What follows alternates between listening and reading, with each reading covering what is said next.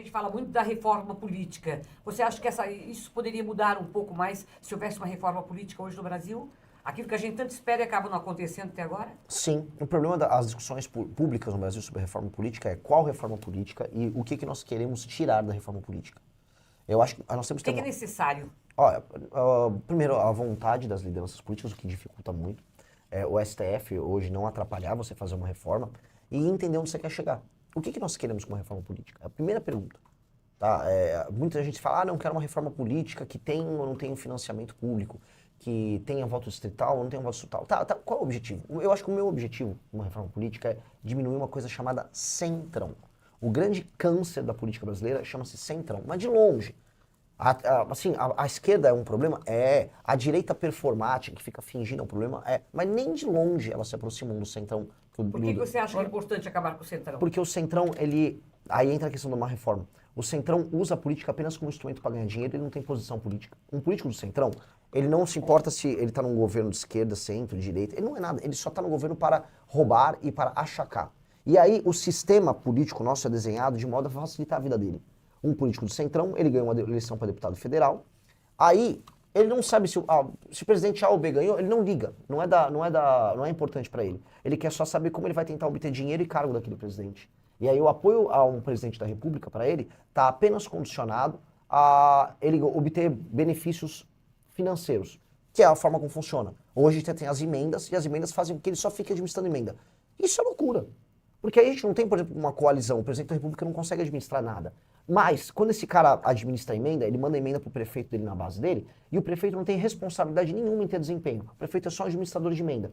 Você é a favor de manter as emendas ou não? Eu sou a favor de reduzir o tamanho das emendas, que hoje elas estão chegando na casa dos 65 bilhões, a coisa assim, ultrapassou qualquer nível de razoabilidade. Sou a favor do que o pouco de emenda que tem que existir tem que ser altamente fiscalizado, tem que ser transparente, tem que acabar com esse negócio de orçamento secreto. E acho que as emendas têm que ser condicionadas a desempenho. Então, se você mandou uma emenda para um prefeito que não está entregando melhoria no desempenho, está proibido de mandar emenda para aquela cidade. Por quê? Porque o prefeito tem que pular, tem que se picar para melhorar a vida das pessoas e não ficar usando emenda para comprar voto, que é o que acontece. Emenda, conforme os municípios... Bom, a gente vai para os municípios menores e mais pobres, emenda é apenas um instrumento de compra de voto e roubalheira. E quando você vai para estados como Maranhão, como eu estava lá, é só isso. Acho que não tem uma emenda lá no Maranhão que não seja roubo. Tudo roubo. E você é a favor ou é contra a reeleição? Para grandes cargos no executivo, vamos botar um governador ou um presidente da república, eu sou a favor de mandato de 5 anos, sem precisar de reeleição. Por que só presidente da república? Eu acho que no poder executivo, porque no legislativo não tem problema você ter um deputado que se reeleja 2, 3 vezes, que tem uma tradição de trabalho sério. Acaba tornando profissão político? Ele só vira profissão político se a gente não tiver outros instrumentos de avaliação do eleitor que permitam que você tenha uma renovação. Agora, desculpa. Aí, Renan, que eu acho que mora o perigo. Porque eu acredito que para mexer nesse sistema, nós temos que convocar o povo brasileiro para fazer uma mudança em tudo, inclusive no Senado, na Câmara Federal e trazer de novo. Porque aqueles que estão lá são viciados e estão patrocinados por esse grupo de facção. Porque muitas vezes o recurso que vem do fundão não dá para eles. Aí onde é que eles vão? Esses criminosos da facção começam a patrocinar esses caras e esses caras estão presos na mão deles. Você vê que ali é um vício muito grande. Aí nós estamos falando aqui também na reforma.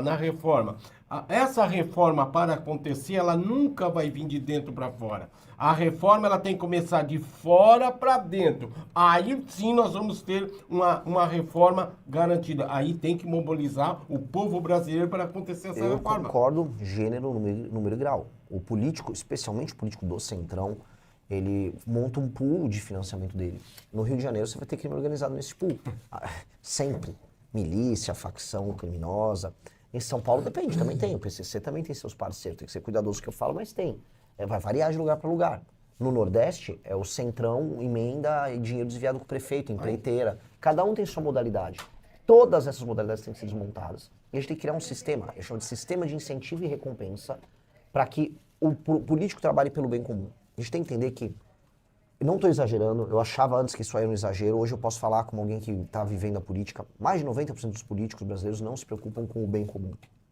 Eles estão preocupados em se reeleger e ganhar dinheiro. Ponto. Isso é mais de 90%. É só isso que eles pensam. E ao não se preocuparem com o bem comum, eles também começam a entender como funciona o eleitor. E sabe o que a gente descobre? O eleitor também não está preocupado com o bem comum.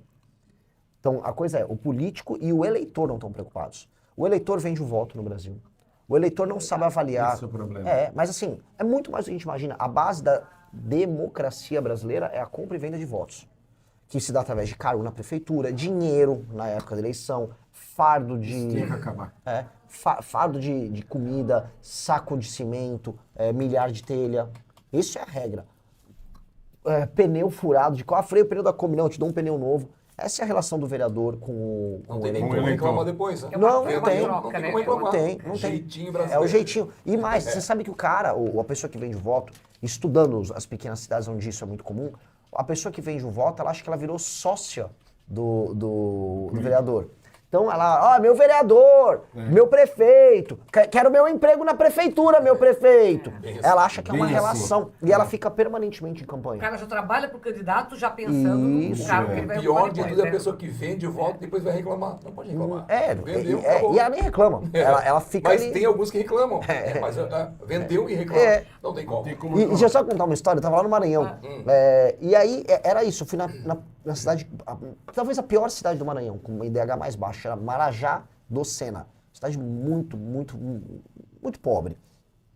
Eu fui numa família muito, muito pobre, vive de agricultura de subsistência.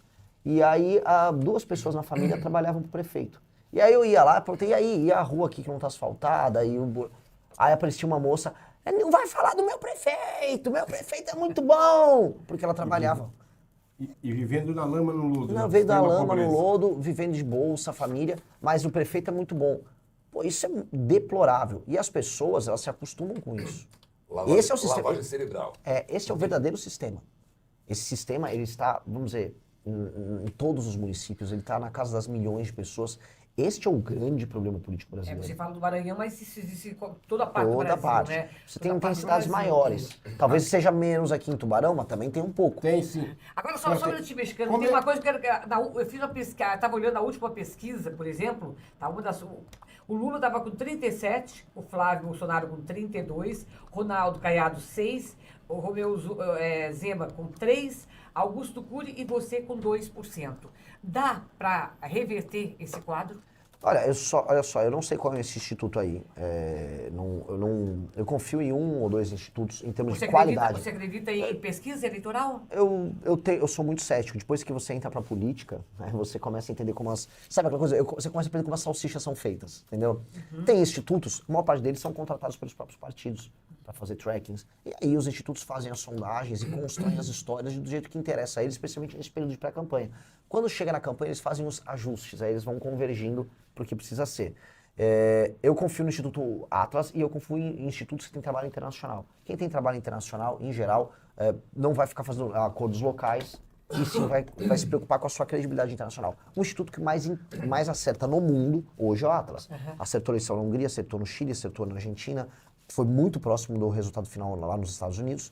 E o Atlas tá me dando com 5% nas pesquisas já. E um DSEG está quase 6%. E você acha que esse é um panorama que pode... Porque tem muita gente diz assim, o Renan está saindo como candidato, não para ser... na verdade, ele quer fazer o nome para futuras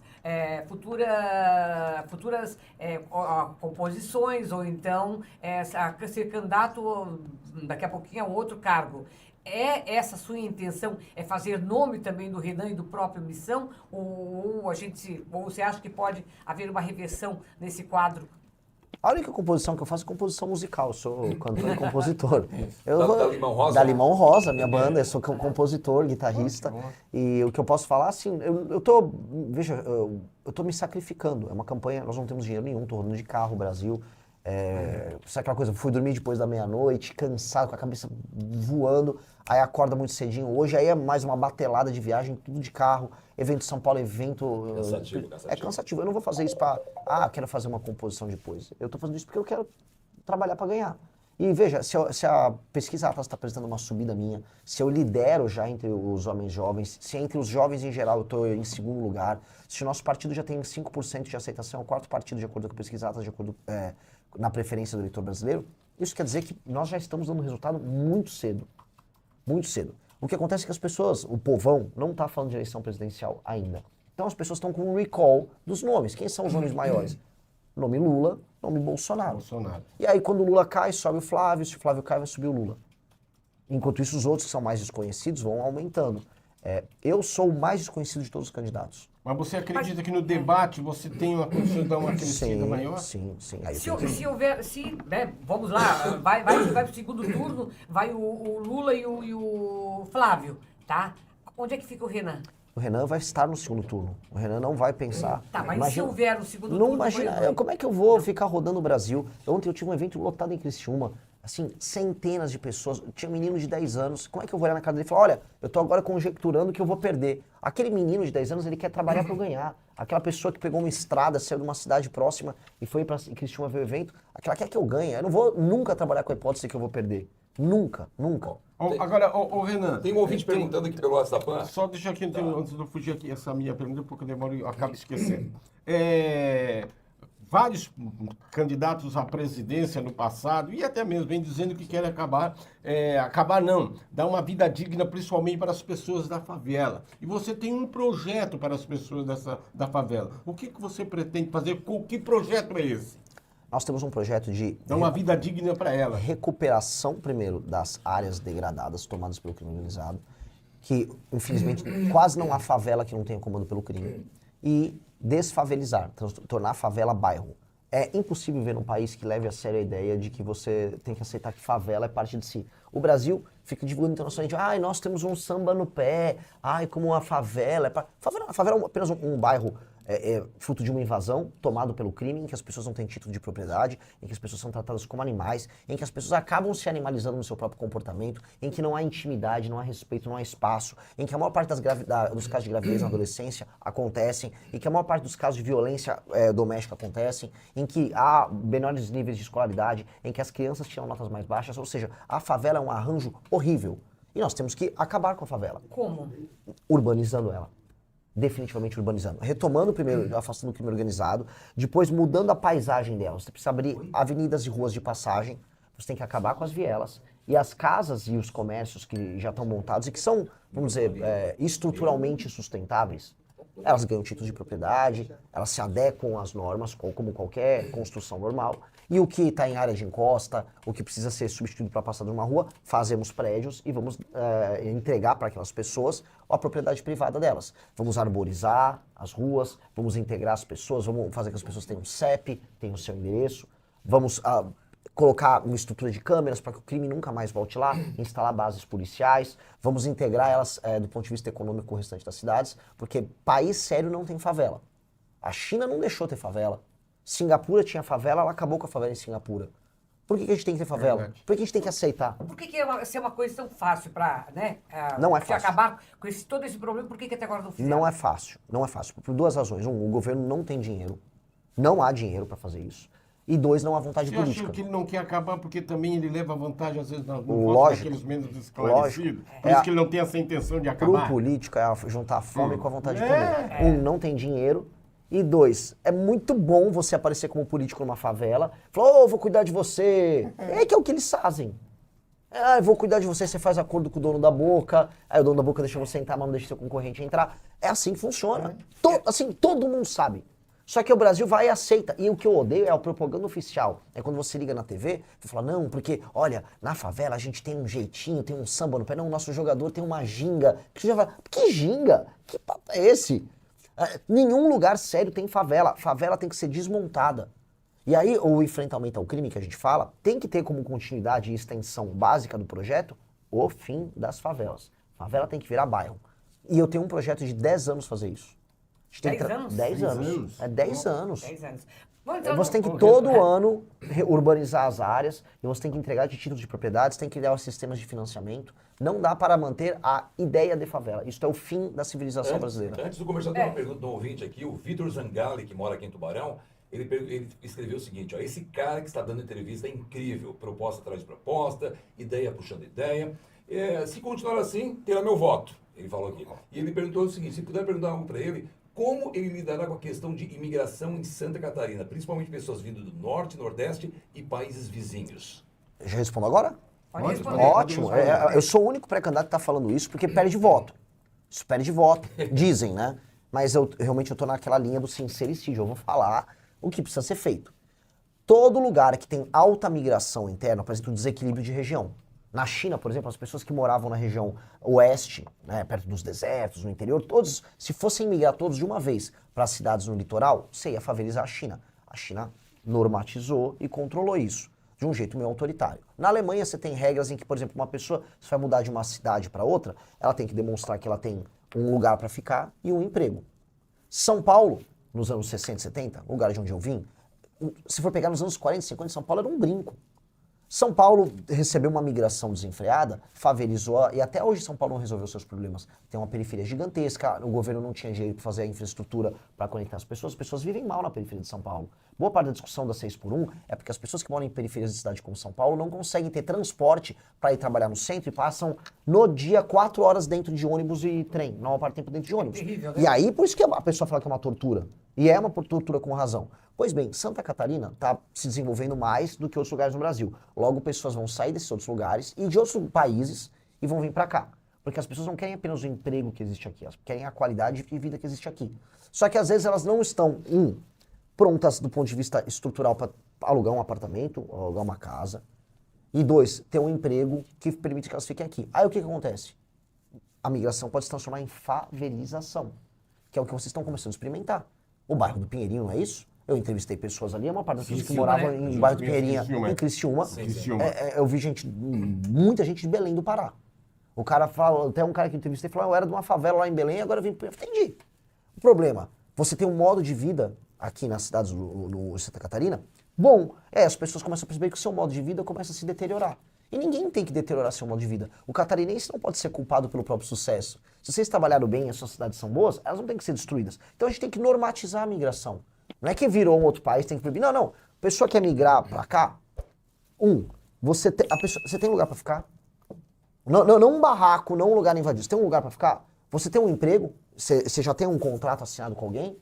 Ah, não? Pô, não dá. Eu não posso receber. Você só vai, infelizmente, virar eventualmente um morador de rua, participar de uma invasão, ou você vai lotar o nosso sistema de saúde local, o nosso sistema de atendimento, né, a nossa assistência social, e o custo nosso fica caro aqui para sustentar esses benefícios ou os auxílios estatais para essas pessoas, enquanto a cidade de origem dele, em geral, tem um prefeito vagabundo que recebe emenda e não aumenta a atividade econômica lá, nem cuida da qualidade de vida dessa pessoa. Então, como é que funciona?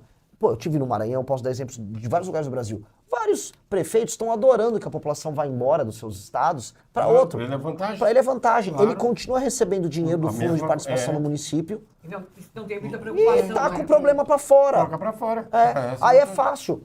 É muito fácil ser prefeito assim. Então, quando eu vejo assim, Maranhão acontece muito, as pessoas indo embora de ônibus do Maranhão para outros lugares. Vão para o Goiás, por causa do agro, alguns foram para Minas Gerais, muita gente veio para cá, para Santa Catarina, outros para o Paraná. Pro prefeito lá do Maranhão, ele tá, dane-se. Nem aí, porque o dele tá entrando, tá vendo? E assim, a gente não pode deixar as favelas multiplicarem, não pode destruir o modo de vida com qualidade de vida que vocês têm aqui.